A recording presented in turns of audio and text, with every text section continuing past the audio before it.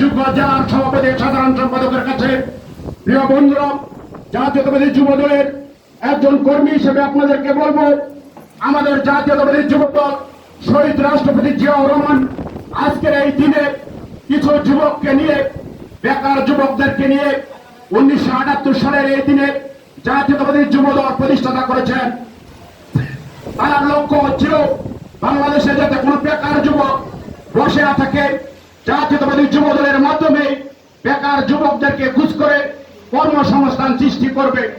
সংগ্রামী ভাই আমার, আজকের এই দেশের এই ক্রান্তি লগ্নে আমরা দায়িত্ব পেয়েছি, আমরা দায়িত্বশীল নেতা হিসেবে আমরা যারা দায়িত্বে মঞ্চে বসে রয়েছে যুব দলের নেতা কর্মী, আমরা অবশ্যই লক্ষ্য রাখবো আমাদের দায়িত্ব কতটুকু, সামনে আমাদের দায়িত্বটুকু কিভাবে পালন করব। দল যেহেতু আমাদেরকে দায়িত্ব দিয়েছে, আমার অবহেলার কারণে দল যাতে কোনো ক্ষতি না হয় সেই দিকে আমরা লক্ষ্য রাখবো। প্রিয় ভাইরা, আজকে অনেকে দলের নেতা কর্মী হয়ে বসে থাকেন, অনেকে পদের জন্য বসে থাকেন, আবার অনেকে যোগ্য নেতা থাকার কারণে পদ পায় না। সংগ্রামী ভাইরা, অনেকে পদ পেয়েছেন, আমাদের অনেক যোগ্য নেতৃবৃন্দ জেলা কমিটিতে স্থান পাওয়ার মতো যোগ্য নেতৃবৃন্দ বিভিন্ন কারণে জেলা কমিটিতে আসতে পারে নাই। আমি তাদেরকে কথা দিচ্ছি, আগামী দিনে যুবদল ত্রিশাল উপজেলা এবং পৌর শাখা কমিটিতে তাদেরকে যথাযথ মূল্যায়ন করব।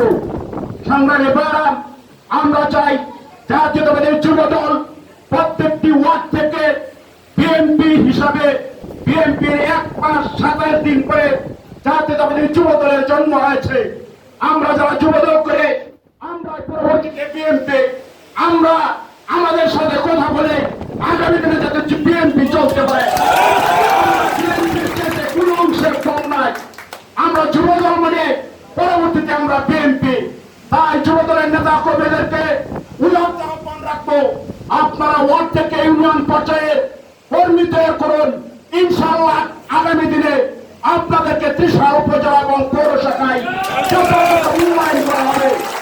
সংগ্রামী ভাই আমার, আমরা জাতীয়তাবাদী যুবদলকে যে কোনো আন্দোলন সংগ্রামে আমাদের প্রিয় নেতা জনতা তারেক রহমানের নির্দেশে আমাদের জীবন বাঁচিয়ে রেখে দেশ ও জনগণের এই ক্লান্তি লগ্নে গণতন্ত্র রক্ষা আন্দোলনে মাদার অফ ডেমোক্রেসি গণতন্ত্রের নেত্রী দেশ নেত্রী বেগম খালেদা জিয়াকে ইনশাআল্লাহ মুক্ত করব।